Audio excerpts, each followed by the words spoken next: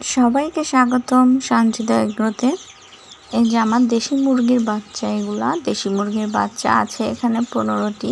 আমি 16টি নিয়েছিলাম আমাদেরই এলাকার থেকে, বিভিন্ন আত্মীয় স্বজনের কাছ থেকে সংগ্রহ করেছিলাম। দাম খুবই সীমিত পড়েছে। আর 16টার মধ্যে এখন আছে 15টি। একটি অবশ্য আমার ভুলবশত কারণে মারা গিয়েছে। এখানে আমি খেতে দিয়েছি ওদেরকে ব্রয়লার স্টার্টার ফিড এবং মাঝে মধ্যে একটু খুদও মিক্সড করে দিই।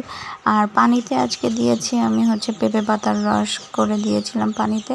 ওদের যদি একটু টুকটাক হজমের সমস্যা থাকে তাহলে সেটা রিমুভ হয়ে যাবে, যেহেতু ওরা ফিড খাচ্ছে, হজমের একটু গোলযোগ থাকতেই পারে।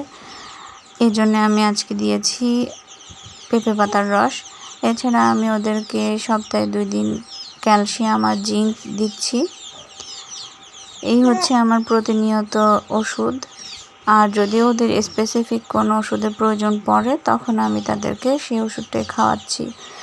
আজকে আমার মুরগিগুলোর বয়স 20 দিন। মাশাআল্লাহ, আলহামদুলিল্লাহ, ওরা সবাই খুব ভালো আছে। তবে একটা মুরগি আছে খুবই ছোট, ওটা হয় ওই বাচ্চাকালীন থেকেই ছোট ছিল, আর ব্রুডিংয়েও সমস্যা ছিল হয়তো, বা তার খাবার দাবারও একটু ঝামেলা হয়েছে বলে ও গ্রোথ হয়নি, ওর খুবই ছোট, তবে সুস্থ আছে। দেশি মুরগিগুলো আমার কতগুলো টেকে আল্লাহ ভরসা দেখি। এটা আমার ফার্স্ট দেশি মুরগি পালন। এর আগে আমি কখনো দেশি মুরগি পালন করিনি। 0 বাচ্চা, একেবারে আমি 3 দিনের বাচ্চা নিয়ে এসেছিলাম। দেখতে পাচ্ছেন দেশি মুরগির বাচ্চাগুলো কত দুরন্ত, চঞ্চল। তবে কেন জানি আমাকে দেখলে এরা ভয় পায়, আমাকে দেখলে এরা ছুটাছুটি শুরু করে দেয়। আমি যে প্রত্যেক দিন আসি এদেরকে খাবার দিই, যত্ন করি, কিন্তু তারপরও আমাকে চেনে না। আমি ডাকলেও ওরা আসে না, কিছুই শোনে না, উল্টা আমাকে দেখেই ভয় পায়।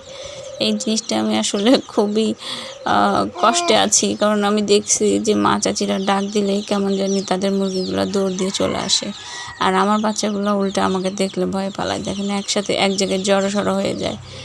খাবার দিলে ওরা যে কি করে, এক জায়গায় যে একজনের উপর আরেকজন, মনে হয় যেন একজন আরেকজনকে মেরেই ফেলবে, এই অবস্থা সৃষ্টি করে দেয়।